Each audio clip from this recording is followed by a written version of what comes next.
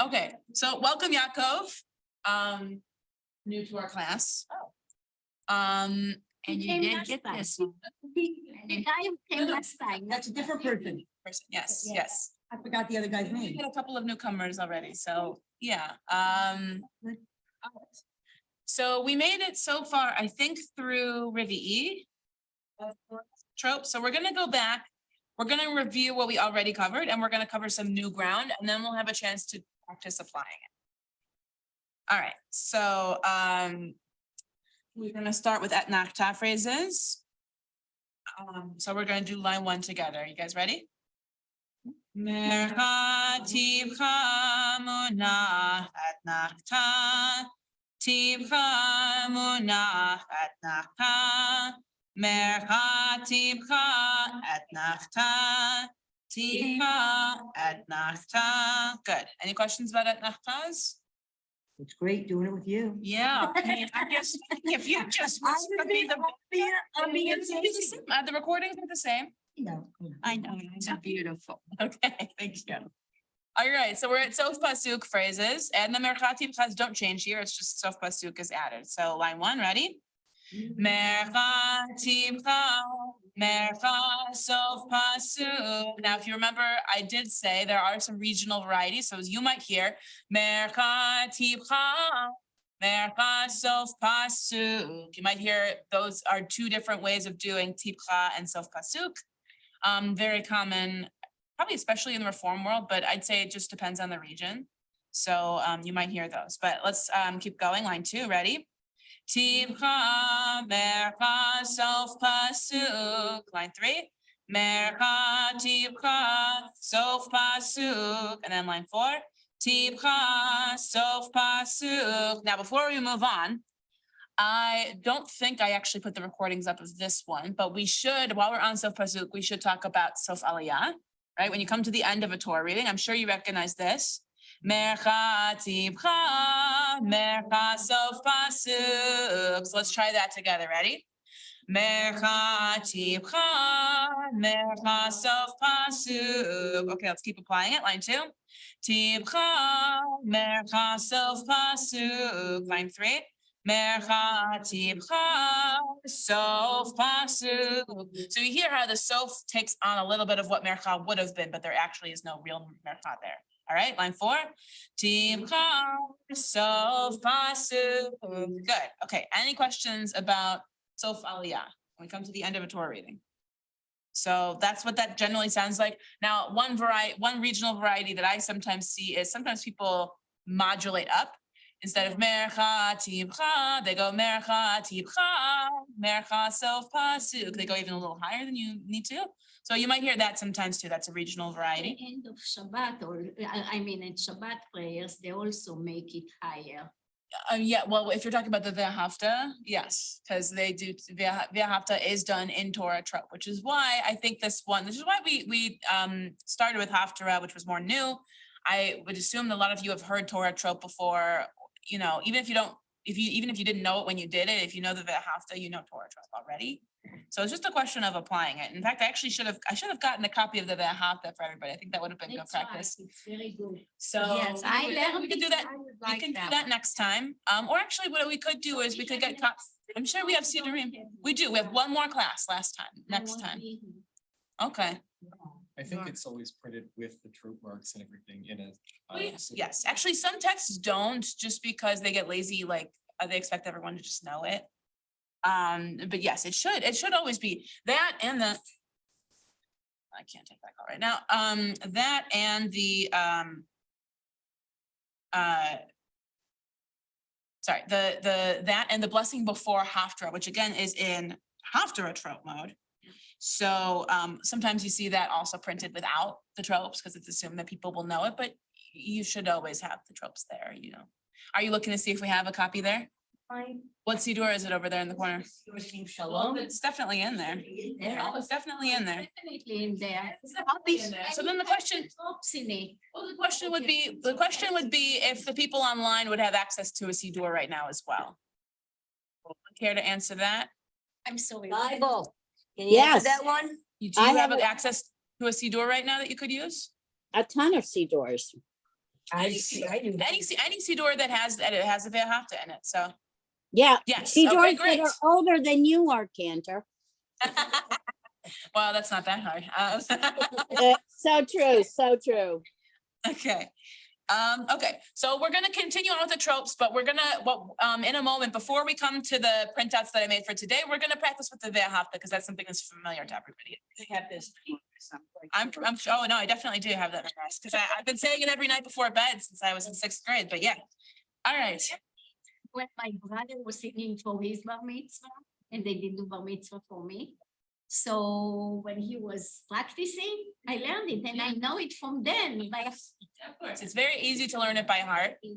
Okay, so we're gonna move on to katon phrase. We're gonna go through the whole rest of the trope packet, and then we're gonna come to the ve'ahavta for practice, okay?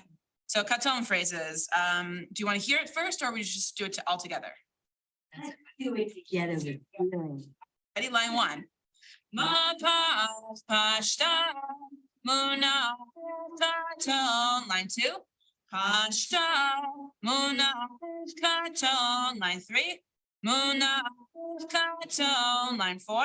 Ma pashta katon. Line 5. Pashta katon. Who can remember what the difference between kadma and pashta is? Yeah, the accent is in the middle of the word instead of at the end of It's the. not about the accent really per se. It's just the placement of the trope for this. So that we'll come back to what you just said in a moment, because it is relevant. Here's twice. This isn't it. We so yes, okay, but just on a regular pashta and a regular kadma, you can tell the difference by The place. the placement, right? Pashta will always be on the far left of the word. Kadma is in the beginning or the middle. It's just not all the way at the end, okay? And there are cases, and you'll see this come up in the ve'ahavta, where you see it twice in the same word. And in those cases, it's like you said about emphasis, right? So in those cases, you have the one at the end telling you it's a pashta and not a kadma, but the one for like elsewhere in the word will tell you where the actual syllable stress goes. So if, for example, well, we'll come to an example in the ve'ahavta pretty shortly, actually. So we'll come back to that. We'll put a pin in that for now. And also, if you recall, you could sometimes have 2 tropes in one word.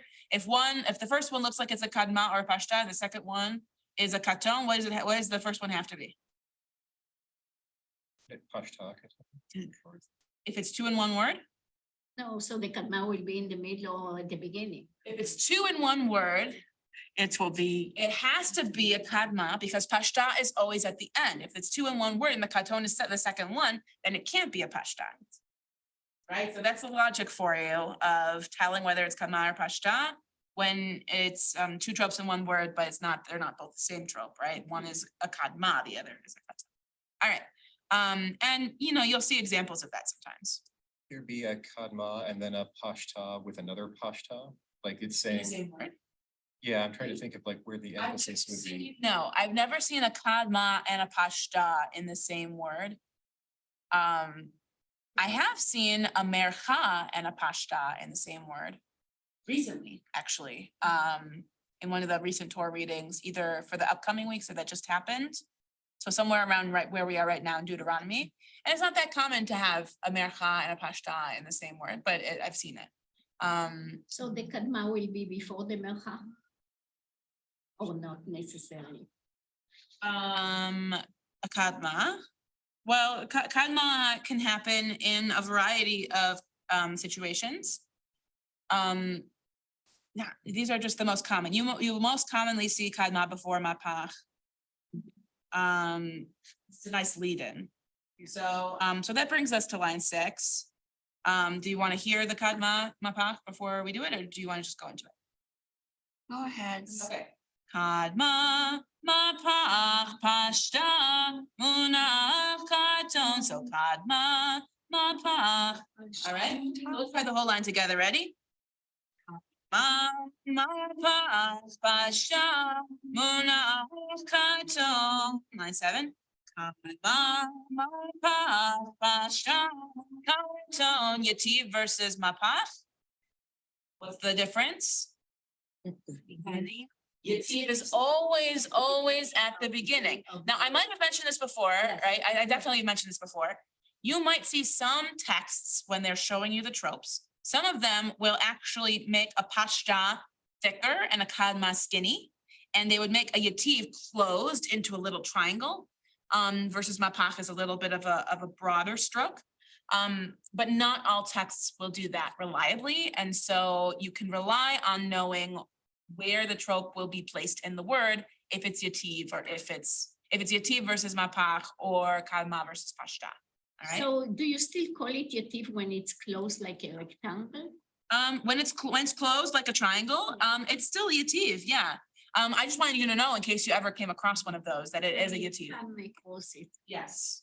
The mapach will never be pushed over all the way because it would be confusing. Mapach will be in the word or towards the end of the word, but yativ is like in front of the word, basically.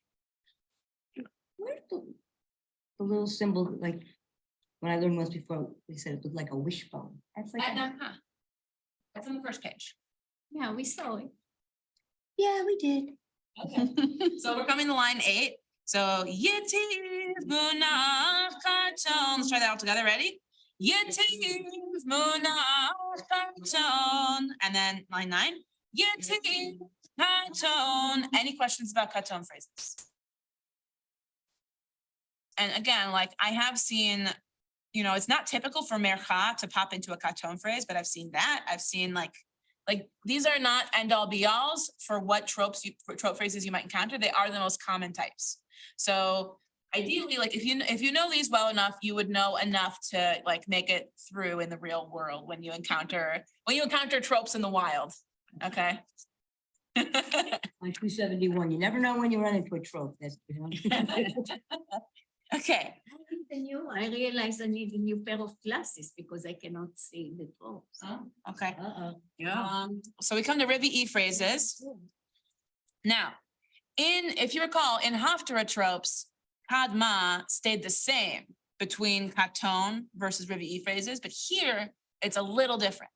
So we had kadma mapach, kadma ve'asla. It doesn't go quite to the same. Kadma, right? So there's a slight difference. They're not super different, but they are kadma, right? Kadma, mapach, kadma, ve'asla. So that's the difference. Kadma, right? It's so slight. Kadma, mapach, kadma, ve'asla. All right, so they still start at the same note. They still start the same, second note's different. It's a little bit lower when you come to ve'asla because the ve'asla is the part that goes high.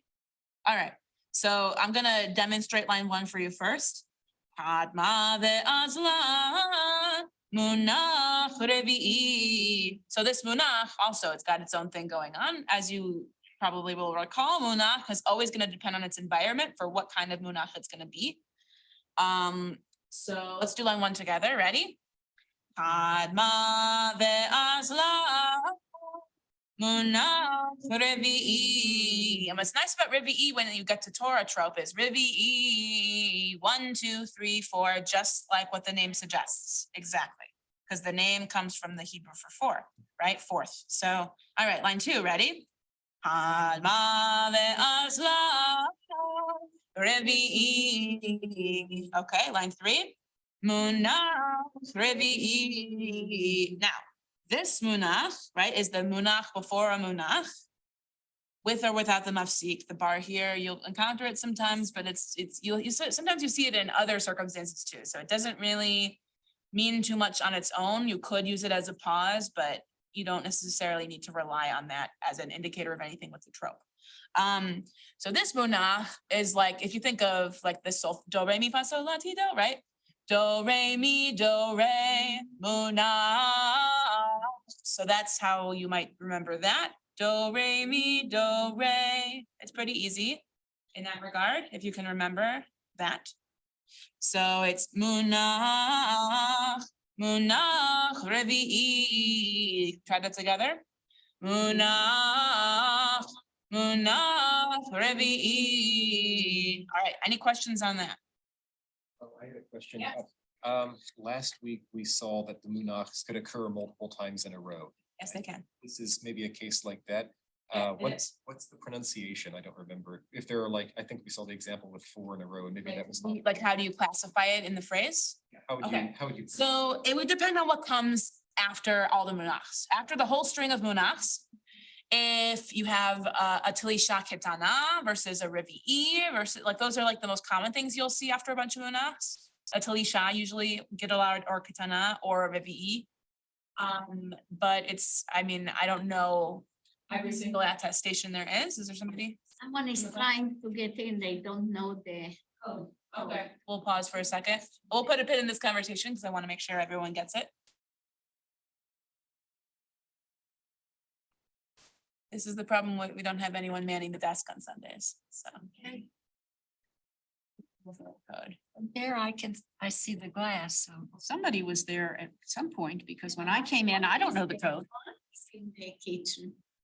and I just pressed the button. Buzzing in can happen except from the office. Yeah. Well, somebody must have been in the office. Somebody buzzed me in. Only person in the other person in the office is Marcy, but she doesn't have, I don't think she has a buzz in from where she sits.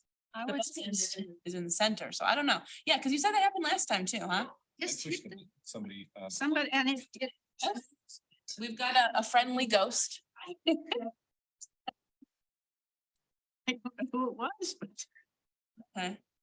Wait for her to come back.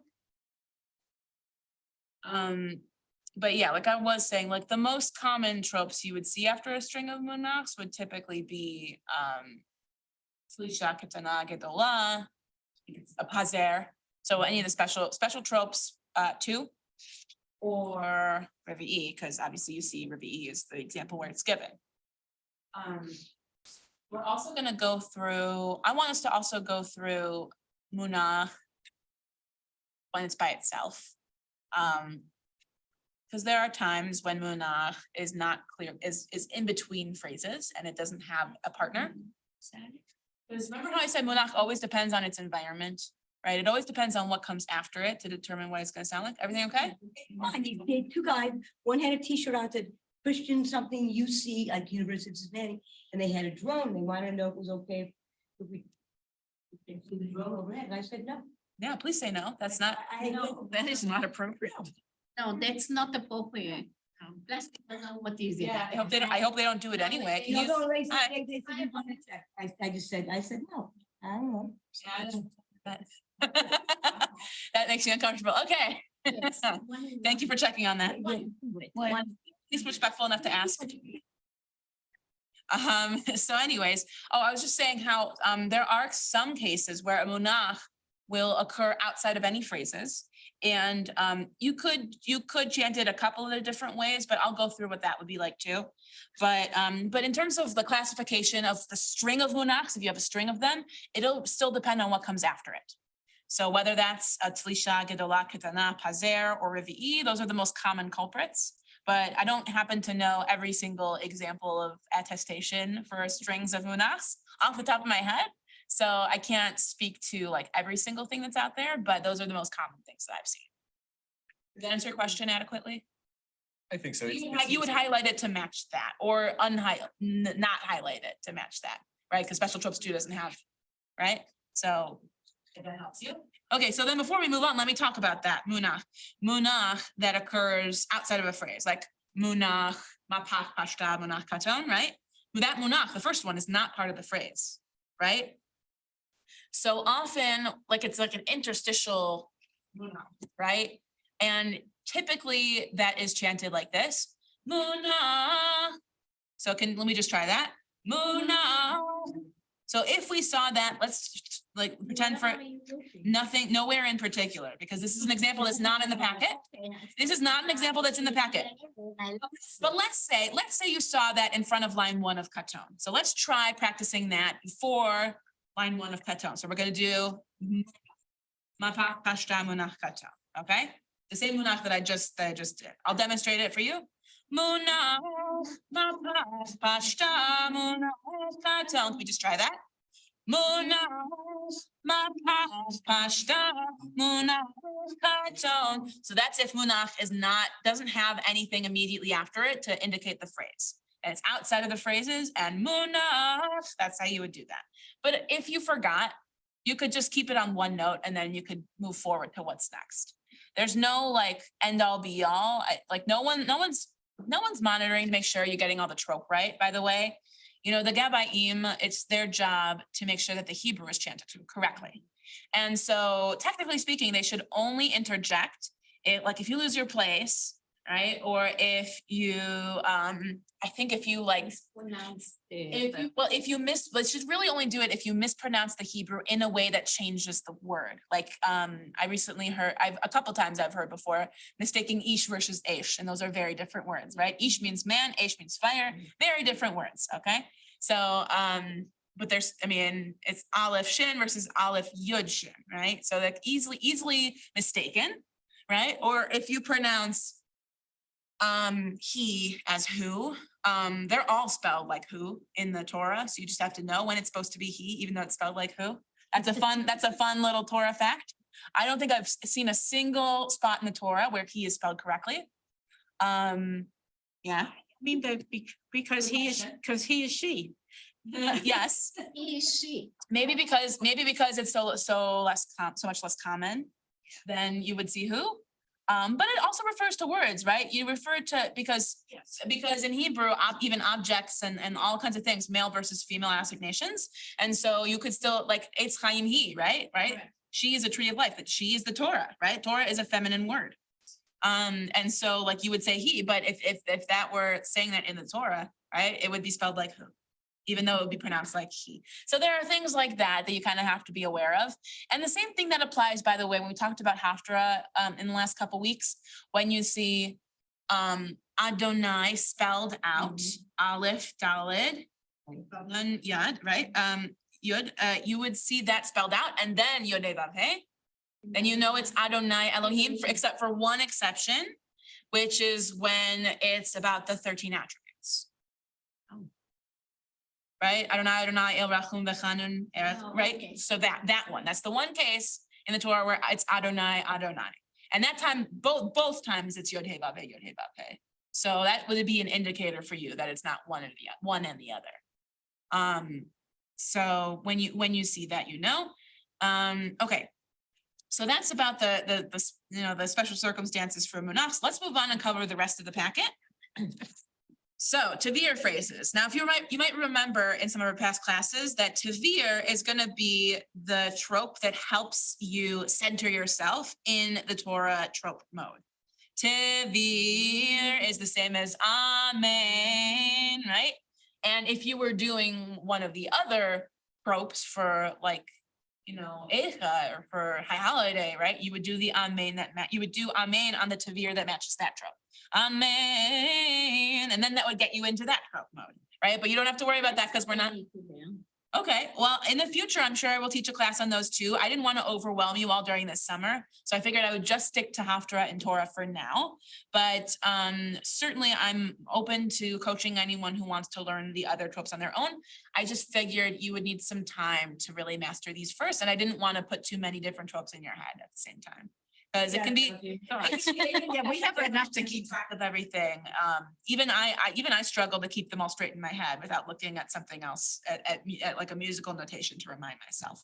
All right. Would really be helpful. Yes, Is to have them. Illustrations of I have them at home, but they're different. They're so different. yeah. I mean, if I ever have time as a project, I could notate them the way I do them. But that's not, like, I'm not the best at notation. I will fully admit that. In fact, when I write music, I farm it out for someone to notate it for me. But for the tropes, Anyway, for the tropes, I could probably do that. It's probably simple enough that I could do that. So, all right, so line 1, are we ready? Darga Tevin. All right, this mercha goes up a little, similar to darga. Mercha Tevin, and then Tevin. Any questions about those? Okay. You might also sometimes, by the way, see Tavir phrases mixed in with like Revi'i phrases, where you'd see like a darga munach Revi'i or something like that. In which case, the darga, even though you're used to it being part of Tavir, in which case it would actually be part of a Revi'i phrase, right? Because if that phrase ends in Revi'i, then that's what the type of phrase is. So you got to pay attention to those kinds of things. But you most commonly will see a darga with it. All right. So then we come to special tropes 1. Zakef gadol. We try that. Zakef gadol. Let's do it one more time. Zakef gadol. All right. And we have Gershai. Let's try that. Gershai. And you might recognize that in the Vehafta, right? It's in there. Do it one more. Right? Yeah, right. Okay. Okay. But let's just do it one more time. Gershai, ready? Gershai. All right. Any questions about that? Yeah, can you do it again, please? Zakef Gadol. Zakef gadol. Let's try that. Zakef gadol. All right. Special tropes 2. Muna, Talisha Ketana. So I'll do that one more time. Muna, Talisha Ketana. Try that. Muna, Talisha Ketana. So by the way, Go up and down. no. 1, 2, 3, 4, 5. Yes, but it's just like it goes down. Da, da, da, da, da. So I think is similar to one of the other things from Hofstra, I think. But to me, it reminds me of Heart Don't Fail Me Now, Courage Don't Desert Me from Anastasia, which is a movie I grew up with. Okay, probably none of you have watched. Okay. I think I did. Really? once with- All I remember is we had it on VHS, and when we went on like road trips, my mom would like take the kitchen TV with the VCR built in, Yes, and she would strap it onto the front, and we would watch it, and my brother would be so annoyed that he had three sisters. He was out. He was female. So, okay, so Talisha Kitana, same thing with Gidola, right? Same thing as with Haftara. Kitana left goes lower, and the right facing one goes higher, right? So they are still different modes, but the same principle applies if you're trying to remember which one's which. So Kitana, all right, that's line 1. Then line 2 is Muna, Talisha Gedola. 1, 2, 3, 4, 5, 6, 7, 8. I think we should try it on the numbers first. 8. Yes, 1, 2, 3, 4, 5, 6, 7, 8. Let's just try it on the numbers for a second. 1, 2, 3, 4, 5, 6, 7, 8. Because when we get to Pazer, it's going to be a little similar, but slightly different, right? So, so line 2 again is Muna, Tlisha Gedola. Try that. Muna, Tlisha Gedola. All right. Line 3, obviously Pazer, right? We talked about that. It's kind of a diva trope. It's not as common as the rest of them, and but you still may encounter it. So it's gonna go like this. Muna, Pazer. So this one is 1, 2, 3, 4, 5, 6, 7, 8, 9, and 6 goes up. 6 is where it goes up more, it jumps. 1, 2, 3, 4, 5, that's a scale. That's a regular, those are steps, right? 6, 7, 8, 9, that's a jump. Okay. You called it a diva trope because it had all this part to it. Yes. Down. It makes you notice it. It does go back down after that. 1, 2, 3, 4, 5, 6, 7, 8, 9, mi, re, do at the end. All right. So let's try down the numbers first. Just pause it. Ready? 1, 2, 3, 4, 5, 6, 7, 8, 9. All right. So the whole line. Muna, pause it. Now, Why did I learn it differently? that's the way it's usually done. Pazer. That's the Haftarah Pazer. Okay. Never mind. I knew I learned it differently. That's because you did here in Haftarah. But they do both go up and down the scale, right? So they have that in common. Now, I should mention, not only is this not an end all be all for all the trope phrases you might encounter, but there are some special tropes that are not in the packet at all, And particularly, there's one called a shalshelet, which is like a triple paser. Shalshelet. So it's 4, I'm putting it under 4. Shalshele? Shalshelet, well, it's 3. It's a triple paser. No, I'm talking about 1, 2. Oh, for line 4? Well, yeah, Okay. and in terms of what it looks like, maybe I'll show you an example next time, but I forget what it looks like off the top of my head. I would have to see it. It only occurs like 4 times in the whole Torah. One of them is when Joseph says no to Potiphar's wife. Right?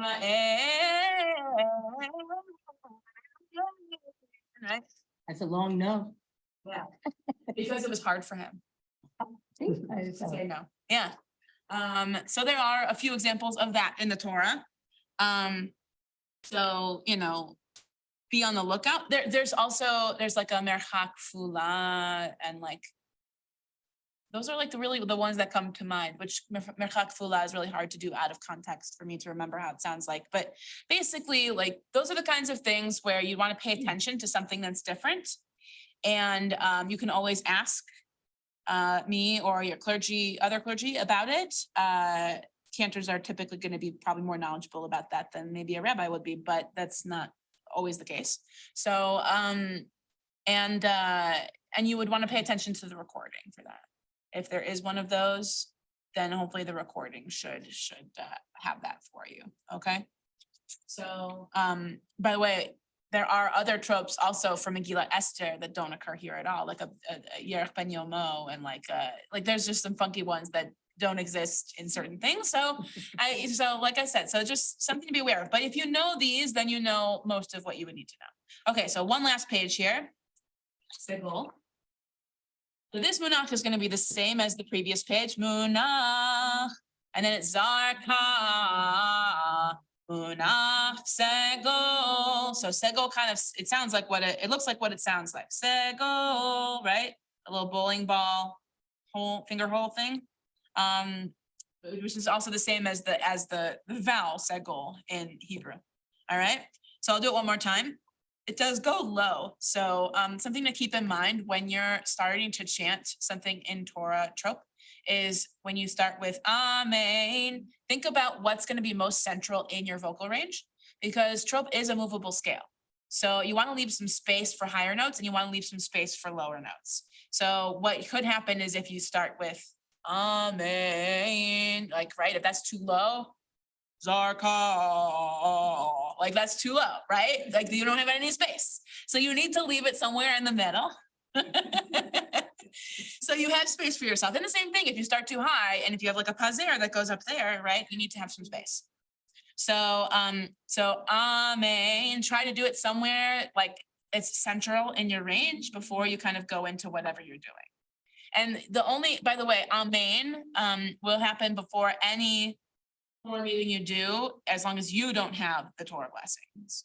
So if you're reading Aliyah 1, 2, 3, 4, 5, 6, 7, or even Maftir, and you're not, like if you're reading Maftir, but you're not doing the Haftarah, then you would still do Amen, because the person who blesses the Maftir, who does the Aliyah blessings for the Maftir, is the person who reads Haftarah. Usually my standard protocol when I'm making recordings is I start with Amen, just so people get used to it. Yeah, I help you. Right. And you know, when you're saying Amen, when you're starting a Torah reading, you're saying Amen to somebody else's Torah blessings to count towards your reading.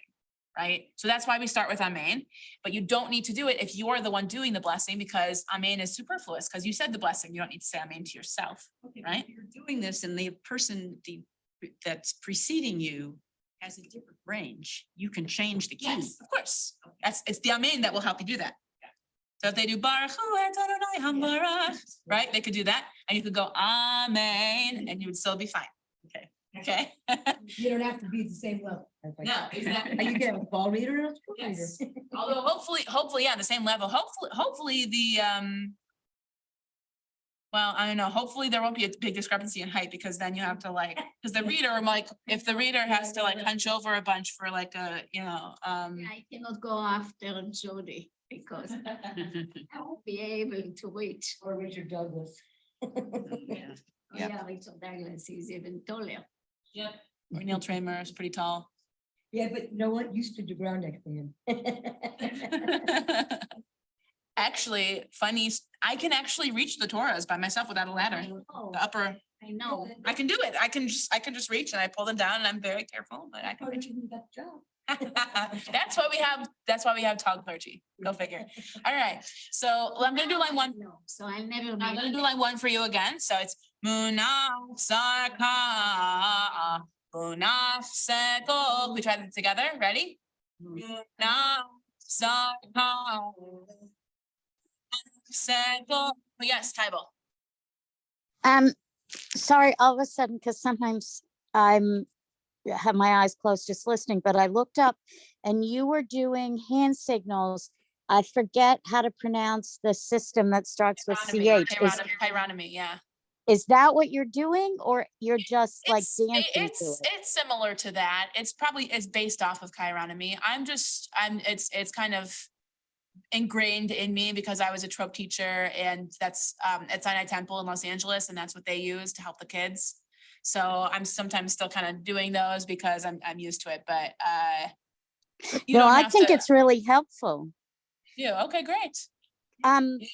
If you wind up teaching more of this again and you can, would you teach a session or part of a session formally on On the hand Um, symbols? yeah, I could. I mean, they already exist out there. They're taught by Cantor Arian Brown. She was the one who piloted that. whom I know from Honest Israel very well. Yes. So she really took on that program, and she's the one who introduced it at Sinai Temple actually too. Oh, and I didn't know that. Oh, very She was there interesting. before I was Okay, there, but yeah, she's on the East Coast now, but yeah. Okay, so we're well, gonna the do line South, we're here in this, it's the South, really. South. Okay. All I knew is I was in California, so I'm like, oh, she's East. Okay. Still East from here, I think, but anyway. All right, so we're gonna do line two now. So it's Zarka, Una, Sego. Let's try that all together. Zarka, Una, Sego. All right. Line three is Muna, Zarka, Sego. Let's try that again. Muna, Zarka, Sego. And then line four is Zarka, Sego. One more time. Zarka, Sego. All right. Any questions about any of that? All that stuff is on our webpage, on the adult learning site, except for the interstitial munach. It's kind of hard to like find a way to categorize that. Munach, if you remember that one, right? And also the endings, I haven't classified. I haven't put the recording for that up yet, but I will add that soon. But I think you guys already have an idea of what mercha, tibcha, mercha, sof pasuk. I think you guys, and it would only come up one time if you're reading Torah, right? Just at the end. Okay, so Page 100 we found already. great. Yeah. All right, so we're in Sim Shalom on page 100, but whatever Siddur you're using on Zoom right now, or for anyone who's watching this after the fact at home, go ahead and find the Shema. Yep. Okay, and so whatever page you might find that on. All right, so let's just look at the first verse, and we're not looking at the Hebrew, we're just looking at the tropes. So what's the first type of phrase? Like Katon. What's next? Etna, Tibcha unach et nachta, and then Sof pasuk. mercha tibcha sof pasuk. Now, what's interesting here is mercha tibcha sof pasuk is really stretched out, right? Because b'chol levavcha, b'chol nafshecha, b'chol me'odecha, right? It's really stretched out. By the way, I do hear a lot of people overly sort of applying the tropes. Then they do b'chol levavcha, b'chol nafshecha. They do a double tibcha, but it's mercha tibcha sof pasuk. So try to remember that. Okay, so let's do that whole line just on the tropes. Ready? מונח תחתון, טיפחה מונחת תחתן, מרחק טיפחה, סוף פסוק. Okay. והיו is what type of trope? ירשעים. הדברים האלה? The E. Okay, so let's just start with that with that much. Gershayim munach revi'i. Okay, now here you have hadma, and what's after that is not a ve'azla or a mapach. You have it like a sort of a, it is part of the next phrase, but sometimes kadma will introduce something in the next phrase, right? So you have kadma, darga tevir, right? Kadma, darga tevir, and then tipcha, sof pasuk. Okay. Let's keep going. Then you've got munach taton, and then tipcha adnachta. Okay, this is the phrase that we're relating to. Now you see how b'veitecha, right? You see how there's two tropes in that word, just two markings in that word, right? That's a pashta, right? Because the one at the end of the chaf sofit, right? The end of that one is telling you it's a pashta, but the one over the top is telling you that's where the syllable stress goes. B'veitecha, right? But before that, b'shiftecha, don't you have a yativ there? No, there's no yativ there. Mapach pashta munach taton. No, The yativ would be at the beginning of the word. So what is this? the symbol's the same. The same. Yativ always goes in front of the word, which means you'll find, which means yativ, that's a mapach. Mapach. Mapach and yativ look very similar, right? Yativ, you'll always find it to the right of the word. It's the beginning. Yeah. All right, so this phrase is mapach pashta munachaton, and then we have tivcha sof pasuk. Now, what's nice about the Sim Shalom version, well, most versions, if you look closely enough, you'll also see that not just the trope markings, but kamatz katan, right? When the vowel looks like an ah, like the T-shaped long ah, but it's actually pronounced like oh. We know this automatically when we see the word chol or kol, right? Because the underlying vowel of that is an o. But when it's in a word pairing, right? It's spelled like an ah, but it's still pronounced like an o. Now we have here in the word uvshoch becha, right? Because the underlying vowel of that is like shochev, right? Is to lie down. Some people might not recognize that that's a kamatz katan as well when you see that. So I wanted to point that out.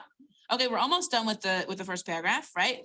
Ukshartam, right, is mercha tivcha at nachta. Then we've got mercha tivcha, mercha sof pasuk, and then we've got uchavtam tevir mercha tivcha sof pasuk. And do you know why we do that? Because we have two more paragraphs after this. Why do we do a sof aliyah when we come to the end of the first paragraph? Why do you think? So It's from a different portion. So we've already established that we chant these into our trope because this comes from the Torah, right? Look, if you look at where, well, actually, yeah, it does say. So you see, the first paragraph is from Deuteronomy chapter 6. The second paragraph, if you look to the end of that, is from Deuteronomy chapter 11. So they're in different spots. So you would do a sof aliyah at the beginning of the first paragraph. And that's why also when we do it out loud, well, we don't ever really do the full second paragraph out loud, but when we end it before we come to the third paragraph, we do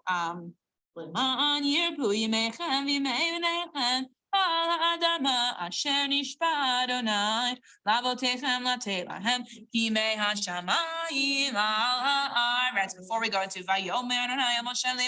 all right. So it would be really good practice for you to maybe even to try the tropes on the second paragraph because it's less familiar ground for you to do out loud. So that's what I would recommend. You know, if you have a copy of a Siddur at home, or if you can find a copy of this, maybe I could post one, but If you go to The minion page, right? Yeah, I'm sure. Or the Sidors are in there. they've That's been what I in there figured. ever since the pandemic. That's what I They're- figured, They're yeah. there. Go to the website for What? B'nai Jeshurun, and you'll see all the Sidor. Yeah. are within- Why don't we practice actually the one I just did, right? At the last verse of the second paragraph where it has lema'an. Do you see where we are? Yeah. The top of the next page, lema'an. 102. Yes. So we've got kadma, ma pa'ach, pashta, muna, kato. What's the next trope? See, here's one Yeah. where it's at the right. Yetiv katon. All right, then we have kadma darga tevir. Tibcha munachat nachta, mapach pashta. So pasu. Okay, so let's try applying it on the words if it's a little less familiar to you. Lema'an, ready? Lema'an yirbu yamecha b'me'echa Adonai. Shem nishba Adonai. La'avotecha latet lahan ki me'ashamayim al haaretz.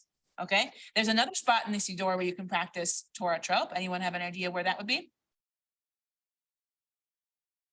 It's in every morning service. Every day. Not seen. Yes, Tybal?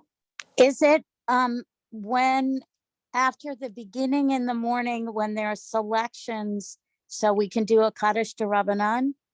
It's not there, actually. I mean, maybe it is, but that's not what I'm talking about. So I don't think that there are tropes from there because that doesn't come from the Torah. Those come from like Pirkei, like they come from later. Oh, that texts. comes from rabbinic. Rabbinic. Yeah, rabbinic stuff doesn't usually have tropes. as far No, as I know. that I know. I just was trying to think. Yeah. What? What's something that we chant every day that comes from the Torah? Nope. Elena's not from the Torah. Shema? We did the Shema. So I'm talking about something else. Although actually, now that you, okay, actually, now that we're talking about it though, let's look at the Shema, because by the way, it does have tropes. And we almost never chant it that way. We chant it according to the way Solomon Zoltzer wrote it, but it's technically would be Shema Yisrael, Adonai Eloheinu, Adonai Echad. Just so you know, it does have tropes. But I'm talking about Shirat Hayam, right? Az Yashir, right? That has tropes because it's from the Torah. It's in the morning liturgy. You can find it, well, in here. I don't know the pages as well. It's on Shabbat, it's on weekday mornings. אז ישיר משה ובני ישראל. Yes, yes, daily we have that. We have that daily. וישע אדוני ויאמרו את ישראל מיד It's after the start of Sukkot, so that makes sense. Okay, so it's on page 90 in here. And so in Sim Shalom, that is. Yep. Okay, so it starts on page 90 and then really the bulk of it is on page 92. So Muna Tlisha Ketana Kadma Ve'asla Mapach Pashta Katon Tipcha Sof Pasuk. Like you can go through anything that has that, and you can just break it down into the Torah tropes to learn it. Okay, so before we end today, I want you to take a look at the new handouts because I want to walk you through some of the best methods to learning a Torah reading. Okay. So when you sign up here to read the Torah, and I do say when and not if, because it'll be when, all right? We'll be singing on the 26th. Right. Yes. So, I'll be in the wrong book then. so this is what happens. This is like typically what you would get when you sign up for a Torah reading, right? This one is like short, medium, like barely medium. It's fairly short, right? I chose this one because it does have a lot of nice examples in it. It has a pazer, right? It has a couple special things. It has segol. Yeah, it has Tlisha Ketana, right? So I thought it might be a nice example, right? And it's in the book that we're reading now, right? It's coming up very soon, actually. It's coming up in the next week, I think. And so that's why, so you'll get a sample from me that has the reading with the trope.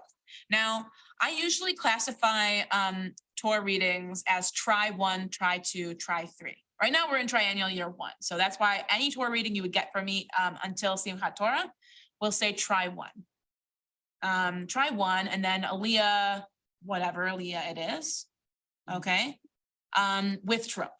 You're gonna also get a copy that you may or may not use, right? But the Tikkun copy that has the side-by-side texts, right? On the right-hand side is the Torah with Trope and vowels, right? On the left-hand side is pretty similar to what you would see in the actual Torah, right? That's like a side-by-side of the vowel and Trope ones with the stam. But then you would get a stam copy that's an exact replica from our own Torah scroll that you would be reading from. And it actually does mark your starting points and stopping points, which obviously those are not marked when you're actually reading from the Torah, but at least when you have this to practice from, you can get used to it. Sometimes people request that we print for them and, leave them an envelope, which we're happy to do. Even a couple of people have requested CDs instead of MP3s, which I know how to do, so I can do it. I can't help you if you want a cassette, but I can help you if you want a CD. Because I don't know, that's just not something I even have the ability to do currently with the technology. Also enlarge it. Yeah, we can also enlarge it if you need if this is too small for you, whatever, we can make it larger on a large sheet of paper, right?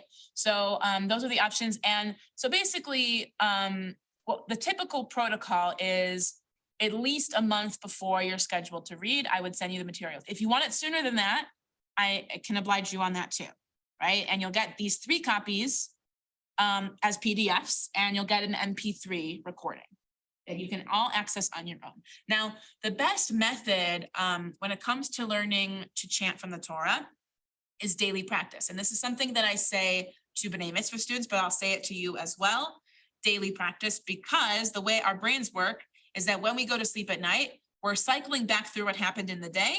And the things that we engaged with on a more frequent basis are more likely to get lodged into our longer term memory from the short term, right?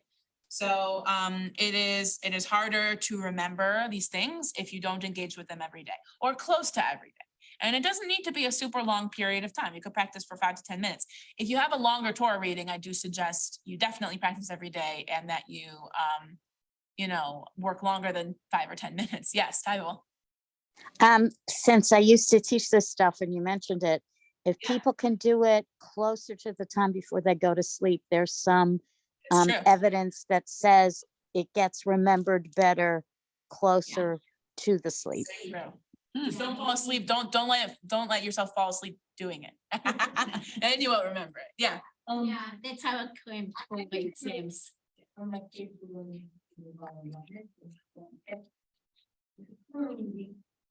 They would do it back, they would start with the last sentence. Yes. Okay. So let me get to that. Yes.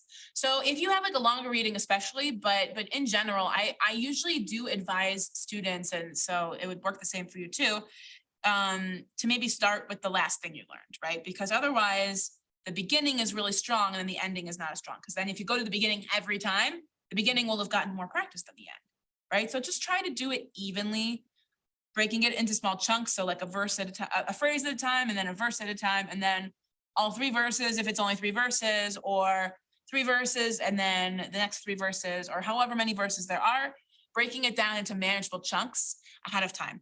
And then when it comes to mastering it off the stam text, I know it can seem really daunting to look at this stam copy and say, this is what all I have to go off of, right? A lot of people think they need to memorize, but I don't think you need to memorize. You can, you're more than welcome to memorize, but you don't have to, because you'll find the tropes actually work like a mnemonic device. Same thing as if I said Alabama, Alaska, Arizona, Arkansas, California, Colorado, Connecticut, right? But if you asked me to name all 50 states, not in alphabetical order and not using that song, I would probably have a couple of the same one twice, or I would probably forget a couple of the other ones, right?